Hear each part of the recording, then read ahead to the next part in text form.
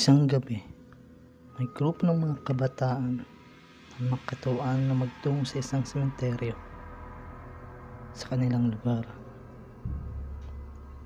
upang magsagawa ng ghost hunting para sa ginagawa nilang video vlog.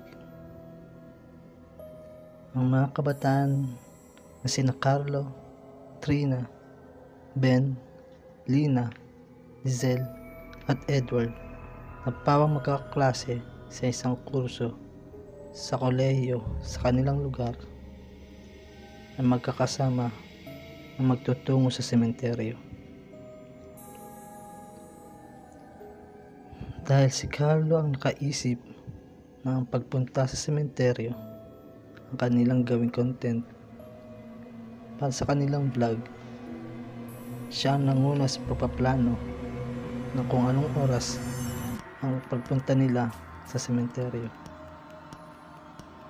Napagpasyahan ni Carlo na magkita-kita sila sa isang convenience store na malapit sa sementeryo bandang alas 9 ng gabi. Nang kumpleto na ang lahat, ay tumambay pa muna sila sa tindahan upang antayin na makatapos muna ang mga barangay sa pagronda. At nang matiyak nila na wala ng mga tanod na rumuronda sa sementeryo, ay dali-dali sila pumunta dito at naghanap sila ng malulusutan na bakod o gate para makapasok sa loob. Dahil ang mga gate nito ay nakalak na ng ganong oras at may poste pa ng ilaw ang bawat gate, kaya may makakakita pa sa kanila kapag gate ang kanilang inakyat para makapasok. Mabilisan nilang inakyat ang pader ng sementeryo na di gaano kataas at di naabutan ng ilaw ng poste. Nauna muna si Edward sa pagpasok sa loob. Sumunod ang mga kababaihan at huling umakyat ng pader si Carlo. "Dali ang flashlight," anay ni Carlo sa mga kasama. Nagturuan muna ang mga kabataan kung sino ang mauna sa paglalakad. "Carlo, ikaw muna mauna. Ikaw naman nakaisip nito eh," anay ni Trina sa binata. Sumang-ayon naman ang lahat sa dalaga, kaya wala nang nagawa si Carlo kundi manguna sa paglalakad. Habang mga kababaihan ay magkakahawak ng mga kamay at sina Edward at Ben na pawang may mga dala rin ng flashlight ay nasa bandang likuran ng grupo.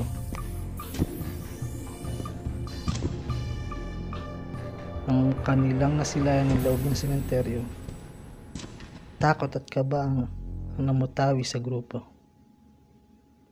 Habang ang grupo ay patungo sa kalooban ng sementeryo, biglang nawalan ng liwanag ang flashlight ni Carlo at isang malamig na hangin na tila sumukob sa kanyang buong katawan. Kasabay ng pagkawala ng liwanag, narinig ni Carlo ang mahinang pagbaswit sa kanila, kaya siya ay napasigaw na ikinagulat din ng kanyang mga kasama. "Bakit, Carlo? Ba't ka napasigaw?" tanong ni Edward. Sabay tapat ng flashlight nito kay Carlo. May bumabaswit. May kakaibang kadiliman sa paligid. Ngunit ang subukan niyang buksan ng flashlight habang nanginginig ang mga kamay, ay may natanaw siya na tila isang anino sa di kalayuan. "May multo!"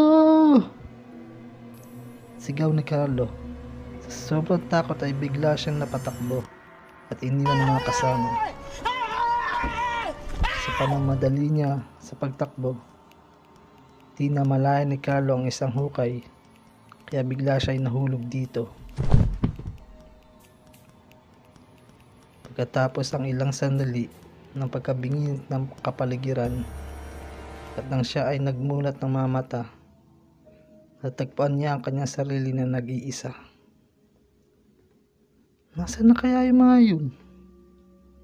Tanong ni Carlo sa sarili.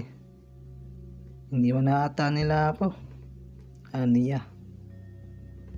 Nagpatuloy si Carlo sa paglalakad habang naghanap ng pwede niyang paglabasan.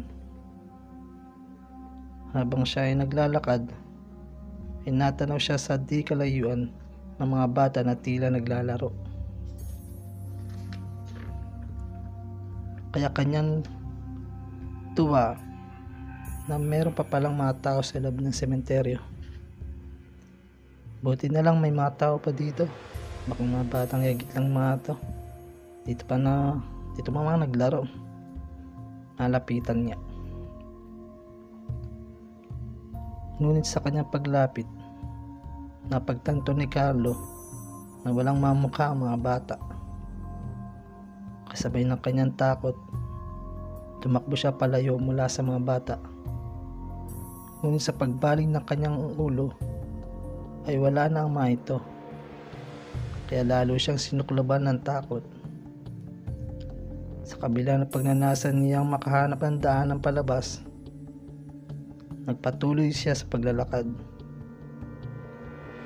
Nagiging malabo ang pagkakakilala sa oras, habang mga minuto ay unti-unting naglalaho sa kadiliman ng sementeryo.